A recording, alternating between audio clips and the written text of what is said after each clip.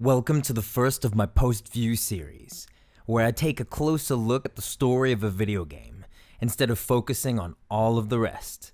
To not spoil the game, most reviewers who are aware their audience hasn't yet bought the game, avoid talking about the story of a video game, but I want to take a different approach. I'll assume you've already played the game I'm about to post-view, and I'll dive a little deeper into what makes a good story, and if the video game in question has succeeded, or not, to make one. Kind of like the brief conversation we have at the end of a movie screening about the movie. It's a time to share our thoughts and just get all nerdy about the world we've just been sucked into. So without further ado, I give you the post-view of Red Dead Redemption 2, Stories Around a Campfire.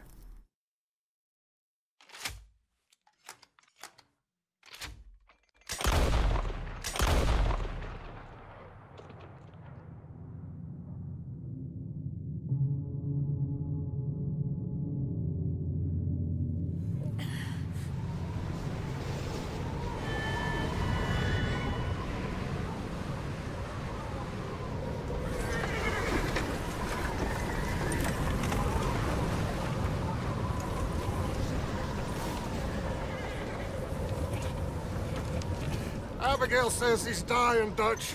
We'll have to stop someplace. Okay, Arthur's out looking. I sent him up ahead.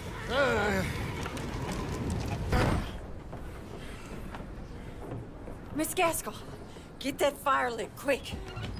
Miss Jones, bring in whatever blankets we have. Mr. Pearson, see what we've got in terms of food. Davy's dead. There was nothing more you could have done. What are we gonna do? We need supplies.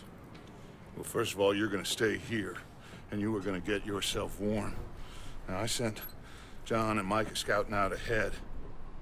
Arthur and I, we're gonna ride out, see if we can find one of them. And this? Just for a short bit. And I don't see what other choice we have. Listen. Listen to me, all of you, for a moment. Now, we've had The minute I heard Dutch Vanderlyn a couple speak, of days. I knew this guy was a bullshitter. I loved. How do I know that?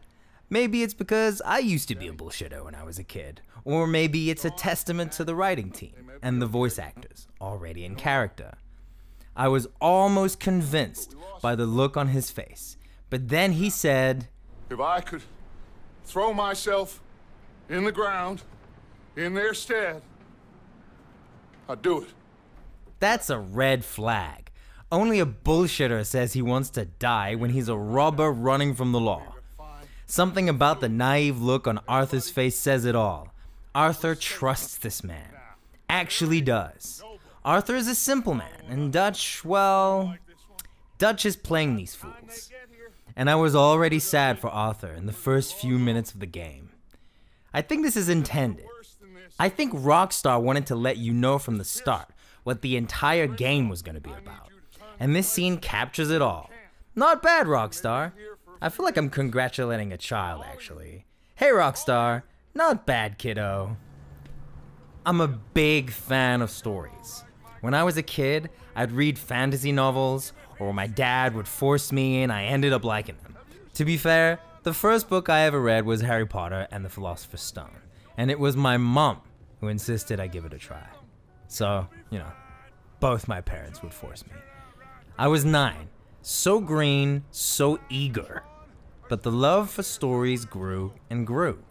I played a video game I'll remember forever as my first great adventure, Tales of Symphonia, on GameCube.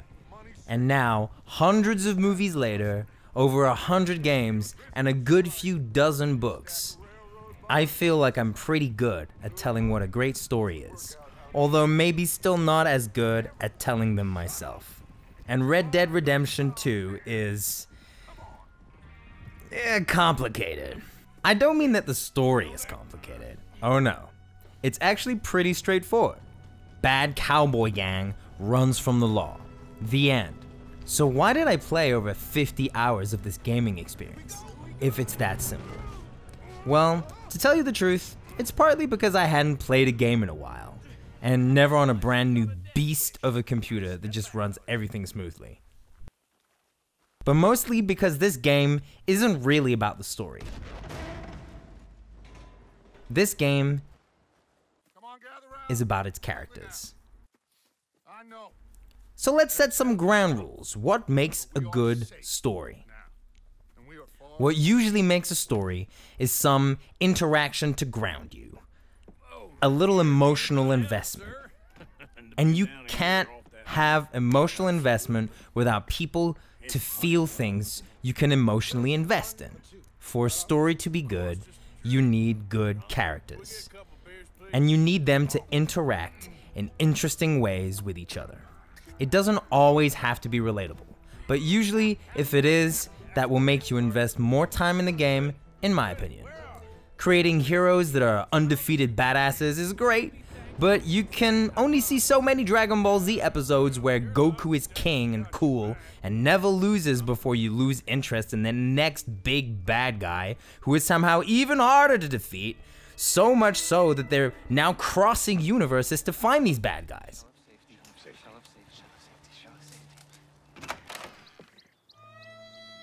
Hello. Oddly enough, my favorite moment of the Dragon Ball Z series, when I watched it as a kid, was when Gohan beat Cell by becoming stronger than Goku, his father. I was excited because I was a kid and Gohan was like me.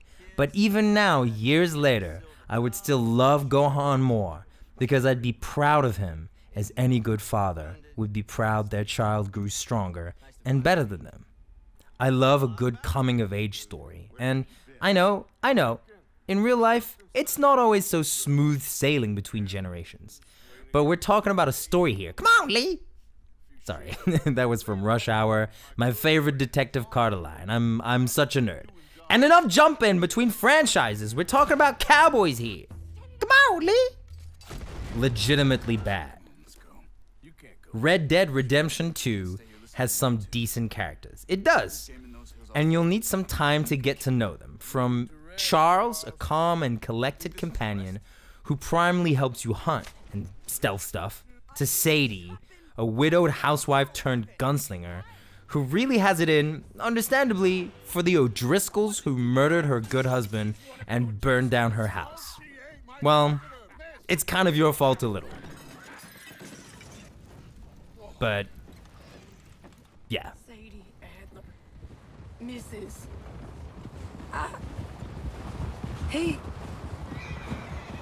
He was my husband.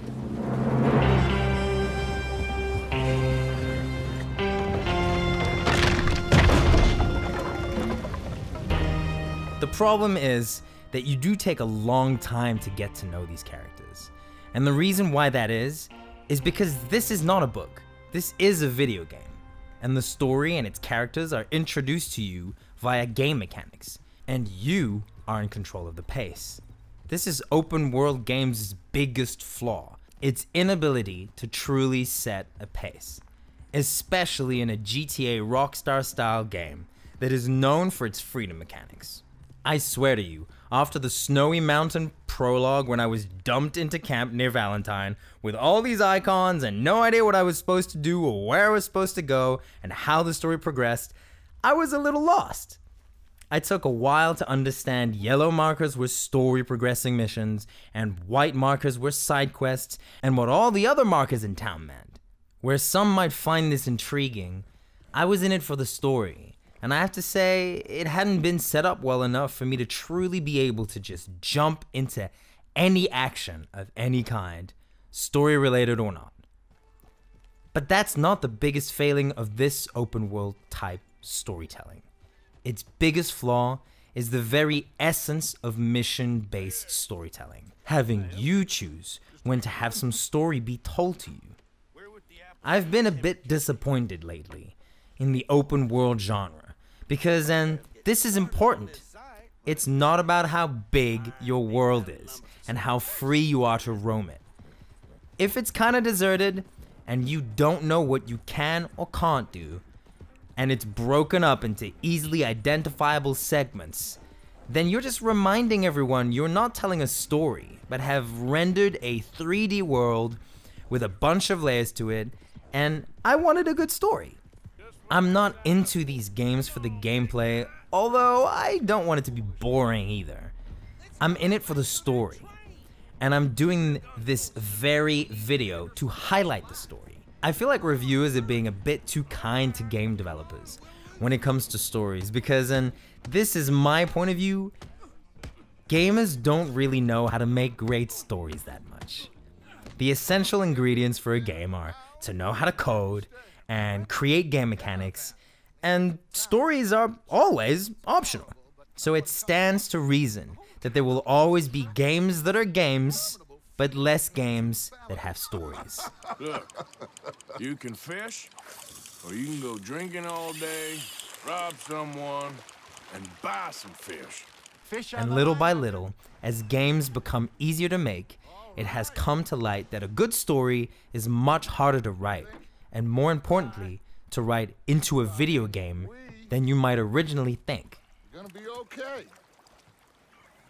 I know. I always know. Whenever I got you two by my side, things are gonna be just fine. Which is why I also want to go easy on Rockstar Games. I did finish the game, and I did enjoy all of it, but not before I finally realized how to actually play the game fluidly, which I am guilty of being slow to learn how to do in just about every video game that I play, so it's kind of my fault. That's right, I'm saying I'm stupid, don't trust me. A game must also be original, and here Rockstar gets very few points. It's a cowboy game, and you're visiting a cowboy world. It's sparse, there's not that many people, and everything is a little desaturated, presumably the style that Rockstar was going for. For noobs, desaturated means sucked of its color. I've noticed this trend in Western RPGs is to intentionally try to make things dark, in all senses of the word. However, I am a fan of JRPGs mostly, so perhaps some people enjoy the darkness and the colorless worlds they visit. Or perhaps Rockstar really went too far with the art style in this game, objectively. But overall, the impression I got from this game is that it's kind of deserted and you really need to enjoy the outdoors. Hunting, shooting at people, but if you want to keep your good versus bad meter, called the honor meter in the game, towards the good side rather than the bad side, you have to shoot at the bad guys in missions, not at random people in the street. It is a cowboy gang game, and GTA Rockstar style games aren't known for their be a good guy narrative, so it's to be expected. But I'm growing tired of shooting people, and after a few hours of playing around, I realized most of the ways to interact with the world involved shooting stuff or crafting stuff to regain health, stamina, or the very useful dead eye gauge that slows down time for a bit. All three things you need to keep shooting stuff. This is basically a game where the only thing to do is shoot stuff and do a variety of well-crafted, interesting missions to shoot stuff. Don't expect anything more, and don't believe all these reviews trying to sound all poetic and kissing Rockstar's ass. Critics are always trying to sound poetic. They just love the sound of their own words. But as I said, I am slow and stupid, so don't trust me. I'm kinda like Arthur. If Arthur weren't a gunslinging badass, but a guy typing stuff on his computer he knows will upset at least one person. You're beginning to creep me out, Arthur. Sorry there, Dutch.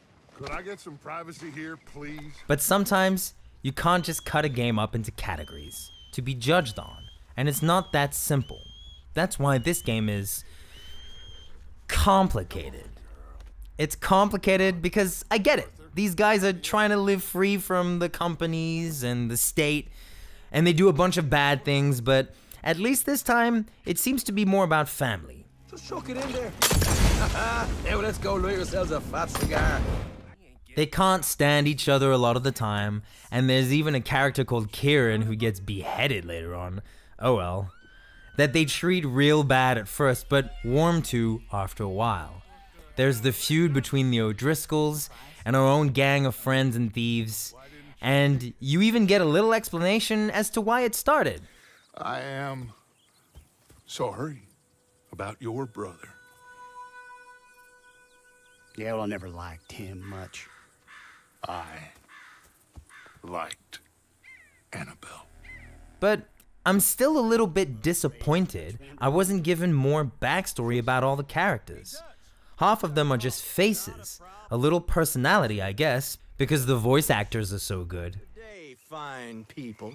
Mr. Vanderlinde, Mr. Matthews, I presume. And who are you?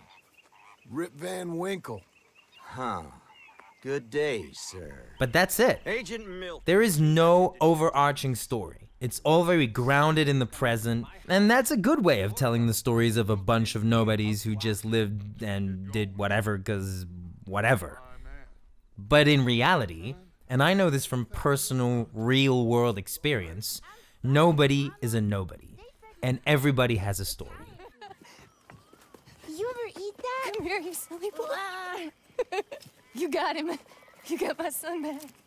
And it's never simple.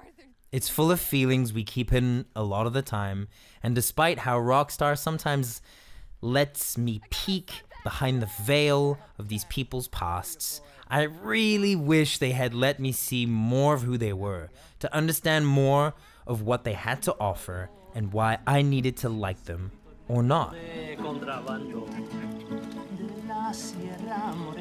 Cielito lindo vienen bajando, un par de ojitos negros, cielito lindo de contrabando.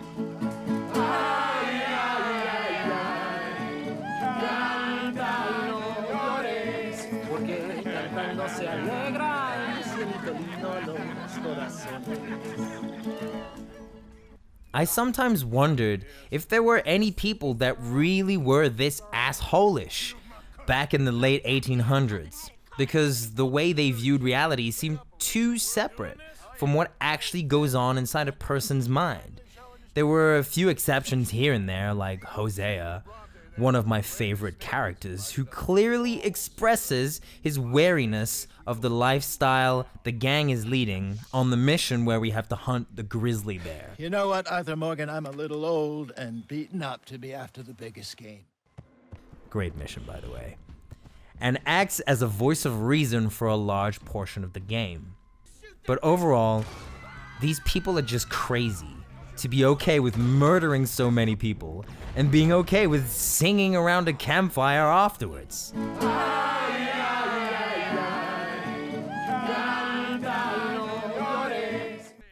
However, the one thing, or rather the one person, that makes this believable is Dutch. Because Dutch speaks well, and the other people, apart from Charles and Hosea, are either narrow-minded or stupid. Perhaps I believe in humanity too much for this story to be believable to me. But I wouldn't be surprised if the glamour of gang violence was pure fantasy, and if a historian of the Wild West era were to truly examine people's behavior, if it wasn't just a sad tale of a bunch of people that regretted crossing the desert and just had to make the best of it. But most people are good people, and the real world gang people are either forced to do it and hate it, or have something wrong with how they process emotions, or mentally ill. However, I did feel the desperation emanating from some of the characters from time to time in some of the gang, who recalled how they are grateful to Dutch for taking them in, and felt genuinely sorry for a lot of them. I came into the game expecting a tale of family, hardship, and unfairness. But what's really going on is that all these people are running away from the fact they're fucked up and made the wrong choices. If this is what Rockstar was going for, then they did a good job. But then I'd ask the reviewers to stop making these stories prettier than they are. It's not a pretty story. It's just a story, among so many others. And that's why I played 50 hours of this game. Because it's just another story. But it must be told. That's the most poetry you can get out of this.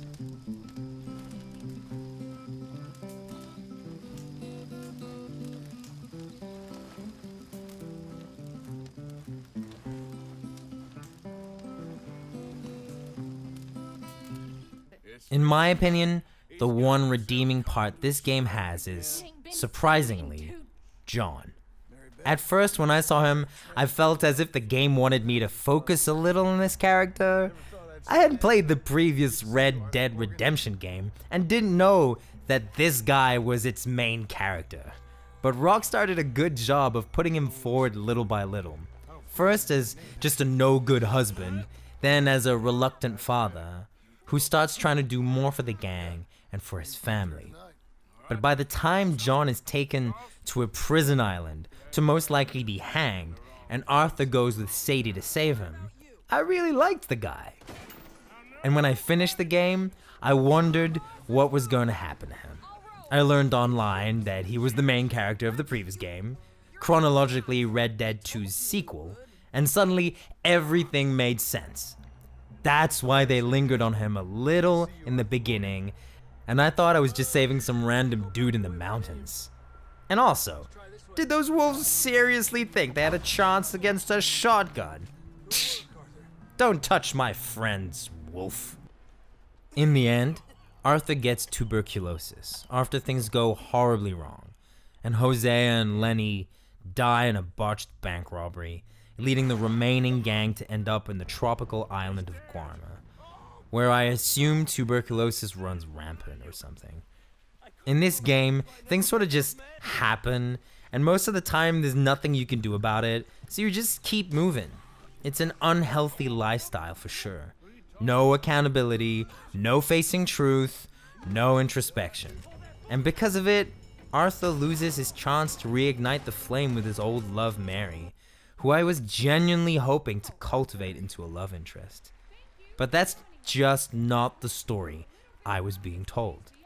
As Micah gets between Arthur and Dutch, and Arthur finally starts questioning his own choices and his lifestyle, and decides to try and save his crew from the traitor Micah's scheming, I finally started to get what I wanted, the opportunity to become a good guy.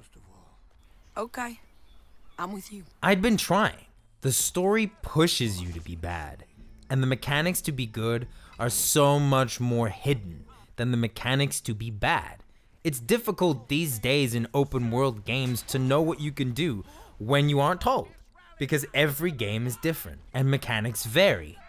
Unlike our real world, where you learn everything you need to know about the law and society and people, and then it doesn't change that much. Knowing the rules is how you enjoy the game. So it is with the game of life, so it should be in a video game. And Red Dead doesn't really tell you the rules. That's why you take 25 hours to get it. And that's why I only managed to have over average honor only about 35 to 40 hours in. Because I consistently refused to do anything bad after a certain point. Even when the game was pushing me to. The story I was trying to tell and the story I was given were not the same story. And this is the dilemma with story versus open world. Story must restrict your freedom, and open world promises you freedom. So a good open world with a good story is a masterpiece of balance. And sadly, Red Dead is off the mark when striking that balance. They're telling you one story, and you can choose to ignore it in your mind if you want to, but you're constantly reminded you aren't really free. And unlike that opening scene that betrays Dutch's true self, I doubt this time it was done on purpose. I just think Rockstar didn't hit that sweet spot. What I love about a video game is its bright visuals. And video games is not the only area where lately the style has been getting darker as well as the tone of the stories.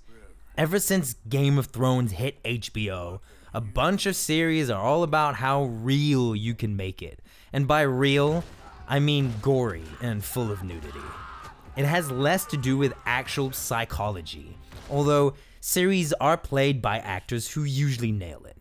But I'm not a fan of dark undertones, and judging by the reaction to The Last of Us 2, I'm not the only one. People do love a bit of hope and connection, and vengeance gets boring pretty quickly. At least for me it does. It comes across in your visuals too. Brighter colors would have made me enjoy the world better, which is why I loved Rhodes, with its earthy red streets. I get it, they were trying to be realistic, but, and this is my preference, I'm tired of realistic. Why make a video game that tries to replicate the real world? Why don't you just go outside then? Video games have the opportunity to bring us fantasy, and something we haven't seen. So I prefer not too much reality in my video games, unless you're telling me an exceptional story that is also a possible, plausible story. But TV and movies have been doing that for ages. What's new is this incessant quest for realism. But realism actually means pessimism. These recent TV shows like The Boys forget that capturing nudity and gore may be part of reality, but so is capturing love and the complicated nature of good and evil. Which is why Game of Thrones was so widely loved. Because it did it all. It didn't just paint a bleak picture and pretended that was real life. Perhaps this goes deeper than video games. Perhaps this is about us, and an evolution in our collective psychology.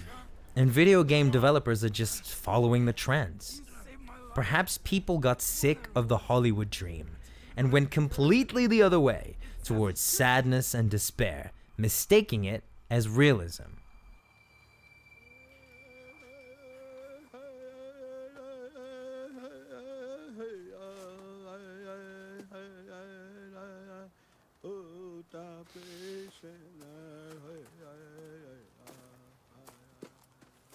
My son. And I get it too, you know? I used to love rom-coms, but now they feel a bit removed from my reality of being single. So I stopped watching them. But it doesn't mean I stopped believing in love. It just means my expectations of what love is have evolved, and I've matured. You have others who need you. Red Dead Redemption 2 is not a mature grown-up game. It's just an excuse to shoot people up. It's fun, and it tries more than most. But I want people to know, and if Rockstar sees this by chance one day, I want these guys to know that they can do better.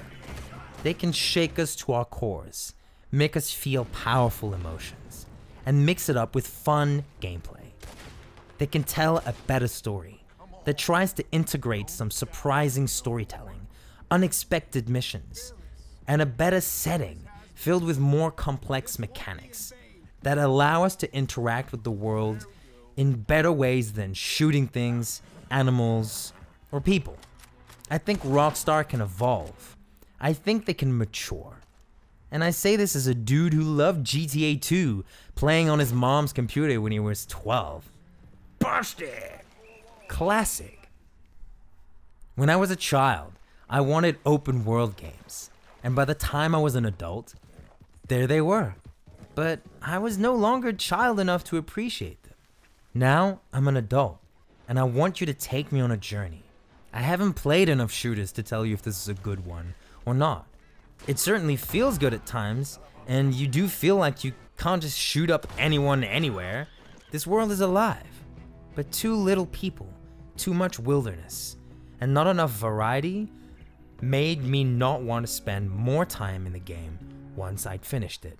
This was a game made around its story, and I'm pretty sure that's more or less the gist of how Rockstar created it. He's lying! So when I got to the epilogue, playing John, trying to rebuild his family and live a new life after Arthur helped him get away, a choice I made. Get the hell out of here and be a goddamn man! I felt good, trying to get John's life back on track. Finally, I'm free of the gang. Finally, I can try to get these guys to where I'd have liked them to go when I really got invested in the choices I was led to believe by the game I could make for them. I really loved that epilogue, a nice, long conclusion. Like Lord of the Rings.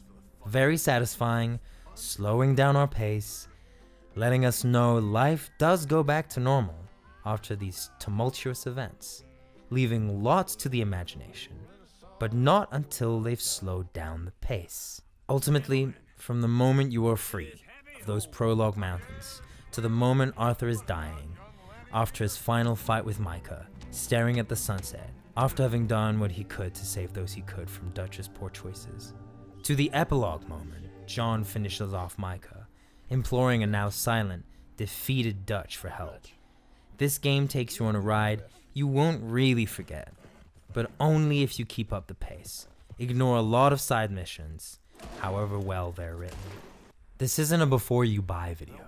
You already know the story. You've already played the game. This is just my story about storytelling, and how it's a shame Rockstar didn't invite me a little more around the fire, with friends, rivals, and oddities, to tell me a story I had the power to change, if only I'd had the chance to get to know more of these characters throughout these 50 hours of gameplay, to learn to like them enough to care. It's no secret I want to make a difference in my own world. So perhaps this is all just my opinion, from the point of view of a world changer.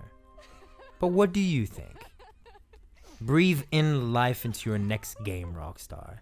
And to you guys, I say, I hope to see you around the campfire someday, and we'll sing songs about whatever.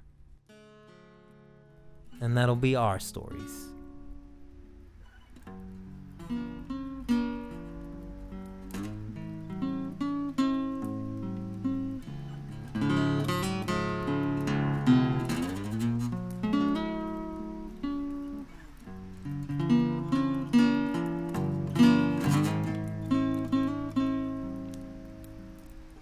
In the bleak midwinter,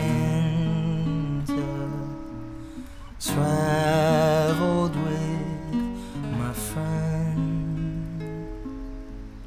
Though some did betray me, I won in the end. We had blissful summers, songs around the fire. Though I met some pitfall, here and now I climb up the tyrant mountain to avenge a friend. I come for my brother, may he understand.